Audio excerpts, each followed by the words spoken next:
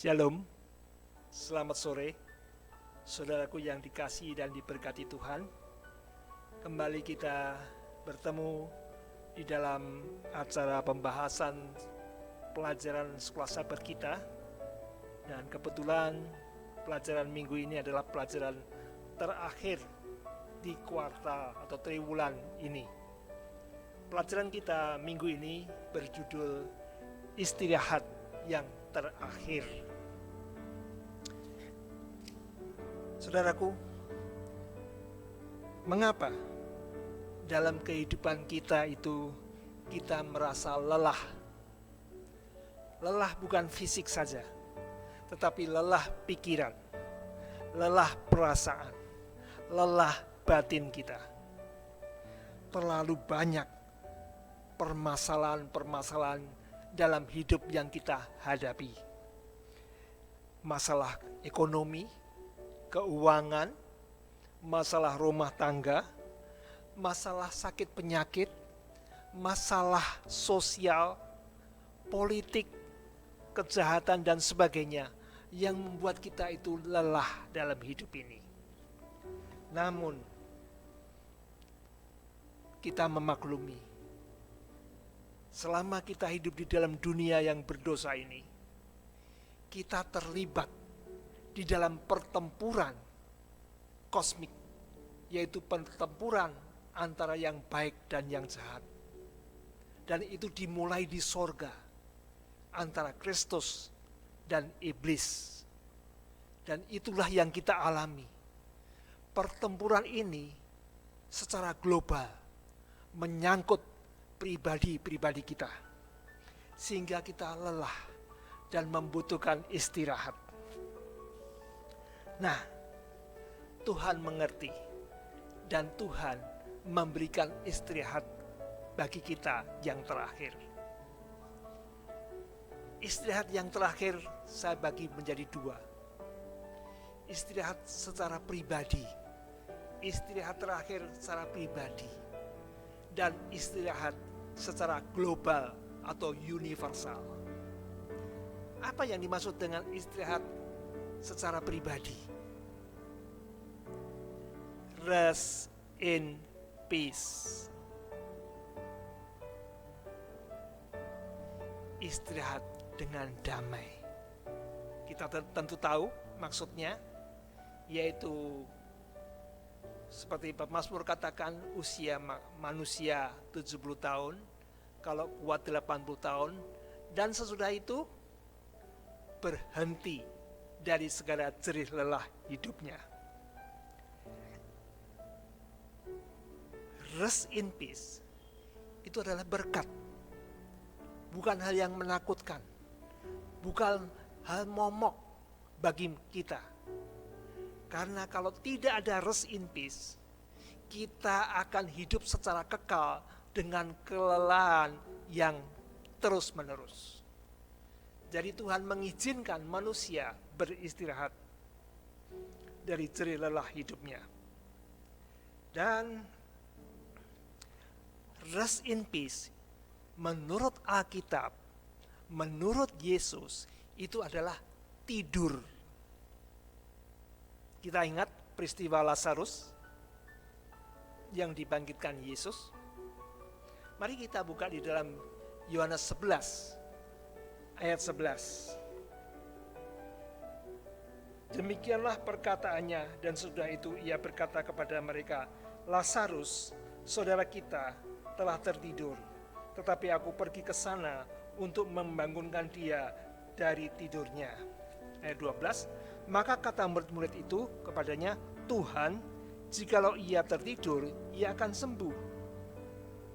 Tetapi maksud Yesus ialah tertidur dalam arti mati.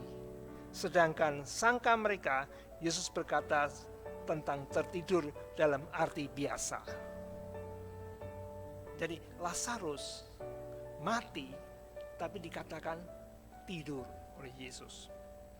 Kita buka ayat yang ke 43 dan 44. Dan sesudah berkata demikian, berserulah ia dengan suara keras, Lazarus, marilah keluar. Orang yang telah mati itu datang keluar. Kaki dan tangannya masih terikat dengan kain kapan, dan mukanya tertutup dengan kain peluh. Kata Yesus kepada mereka, "Bukalah kain-kain itu dan biarkan ia pergi." Lazarus yang sudah mati 4 hari, dipanggil Yesus keluar dari kuburan gua batu. Bukan turun dari sorga, kemudian bertemu dengan Yesus. Tidak, Lazarus tidur di kubur dan dia keluar. Nah, di dalam 1 Tesalonika 4 ayat 16, kita bisa membaca di sana bahwa 1 Tesalonika 4:16, sebab pada waktu tanda diberi, yaitu pada waktu penghulu malaikat berseru dan sangkakala Allah berbunyi, maka Tuhan sendiri akan turun dari sorga dan mereka yang mati dalam Kristus akan lebih dahulu bangkit. Orang tua kita, nenek moyang kita yang mati di dalam Kristus menunggu kedatangan Yesus, menunggu sangkakala Allah berbunyi, dan kemudian mereka akan dibangkitkan. Mereka seperti bangun dari tidur, tidak tahu berapa lama mereka tertidur di dalam kubur, tetapi begitu sekejap mereka dibangkitkan dan hidup kembali naik ke sorga. Yang kedua adalah istirahat yang secara global atau universal. Apa maksudnya? Di dalam Wahyu 21 ayat 1 dikatakan, "Lalu aku melihat langit yang baru dan bumi yang baru, sebab langit yang pertama dan bumi yang pertama telah berlalu, dan laut pun tidak ada lagi." Dunia kita ini akan diperbarui. Dunia yang penuh dengan kesusahan, penderitaan, sakit, penyakit dan sebagainya akan diperbarui. Dan kemudian ayat 8 ayat 4 mengatakan, "Dan ia akan menghapus segala air mata dari mata mereka, dan maut tidak akan ada lagi. Tidak akan ada lagi perkabungan atau ratap tangis atau duka cita, sebab segala sesuatu yang lama itu telah berlalu." Segala kesedihan akan berlalu. Dan kemudian janji Tuhan ayat 8, "Tetapi orang-orang penakut, orang-orang yang tidak percaya, orang-orang keji, orang-orang pembunuh, orang-orang sundal, tukang-tukang sihir, penyembah-penyembah berhala dan semua pendusta, mereka akan mendapat bagian mereka di dalam lautan yang menyala-nyala oleh api dan belerang. Inilah kematian yang kedua." Tidak ada kejahatan lagi, tidak ada orang jahat di sana. Betul-betul Allah memberikan istirahat yang terakhir, yang kekal secara universal. Nah, tetapi Allah tidak diam saja. Dia memberikan amaran, dia memberikan tanda-tanda. Murid Yesus, Yohanes yang kekasih, satu-satunya murid yang masih hidup di zaman waktu itu, dibuang di Pulau Patmos. Pulau Patmos, pulau yang sangat terasing, yang tempat di mana orang-orang jahat dibuang di sana, supaya mereka tidak bisa berbuat apa-apa lagi. Dan pulau itu penuh dengan batu, sehingga Yohanes merasa lelah, kesepian sendiri, tetapi Allah memperhatikan. Justru di dalam kesendirian itu, Allah memberikan penglihatan, memberikan khayal. Apa yang diberikan? Yaitu peristiwa-peristiwa yang akan terjadi di masa depan untuk dunia ini. Itulah yang disebut nubuatan.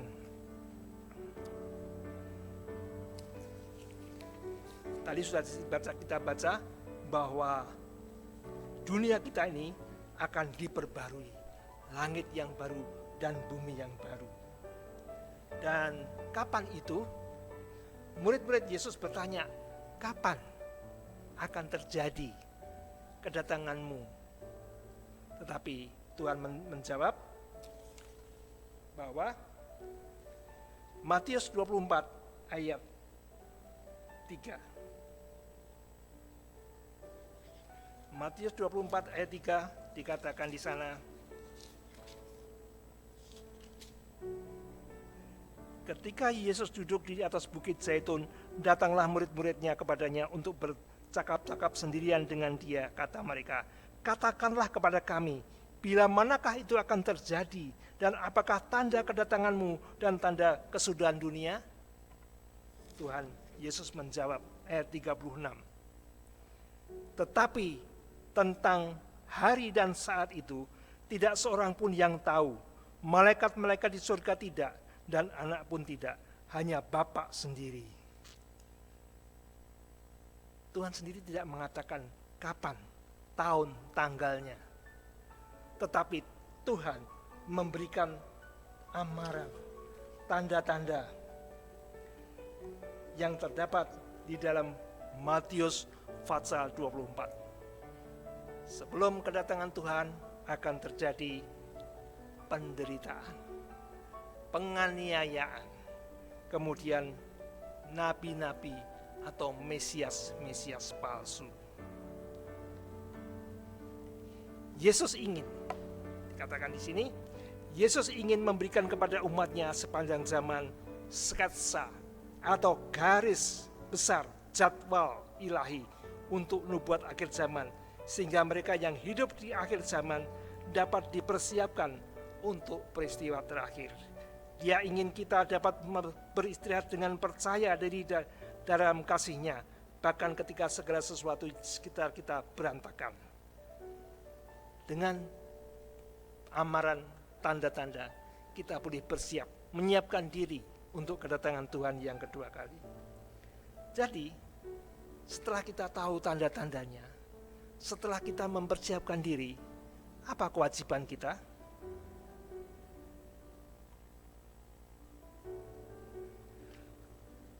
Tujuan kita saat ini dalam sejarah adalah untuk memberitahu orang lain tentang penghakiman Allah dan membantu mereka bersiap bagi kedatangan Yesus yang kedua kali. Saudaraku, setelah kita lelah dalam hidup ini, dalam dunia kita ini, janji bahwa akan ada langit yang baru, bumi yang baru, merupakan istirahat kita yang terakhir. Tetapi sementara kita ini masih hidup dalam dunia yang membuat kita lelah, Rasul Paulus menasihatkan kepada kita di dalam Filipi 4 ayat 4-7. Mari kita baca. Bersukacitalah senantiasa dalam Tuhan. Sekali lagi kukatakan bersukacitalah. Mungkin kita sulit, dunia yang melelahkan supaya kita bersukacita. Tetapi ayat berikut mengatakan, hendaklah kebaikan hatimu diketahui semua orang. Tuhan sudah dekat. Janganlah hendaknya kamu khawatir tentang apapun juga, tetapi nyatakanlah dalam segala hal keinginanmu kepada Allah dalam doa dan permohonan dengan ucapan syukur. Ini rahasianya, kita harus dapat bersukacita. Segala kekhawatiran kita, segala yang melelahkan dalam hidup kita serahkan dalam Tuhan. Kita percaya Tuhan campur tangan dan memberikan jalan keluar yang terbaik. Marilah kita praktekkan. Sehingga ayat 7, damai sejahtera Allah yang melampaui segala akal akan memelihara hati dan pikiranmu dalam Kristus Yesus. Damai yang melampaui segala akal.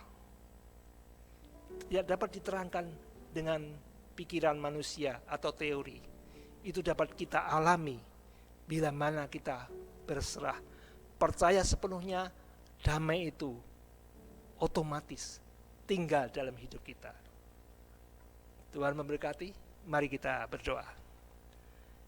Bapa kami dalam sorga, kami bersyukur dan terima kasih untuk firman-Mu pada sore hari ini, di mana menjadi kekuatan, penghiburan, dan pengharapan kami.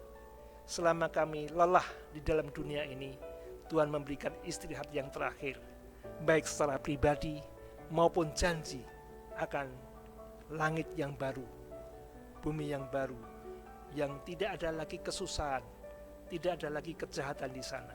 Oh Tuhan, biarlah kami selalu berserah, tetap bersukacita dalam hidup ini, sehingga kami boleh memperoleh damai yang sejahtera, yang melampaui segala akal. Terima kasih Tuhan, mengampuni salah dosa kami, dalam nama Tuhan Yesus kami berdoa. Amin.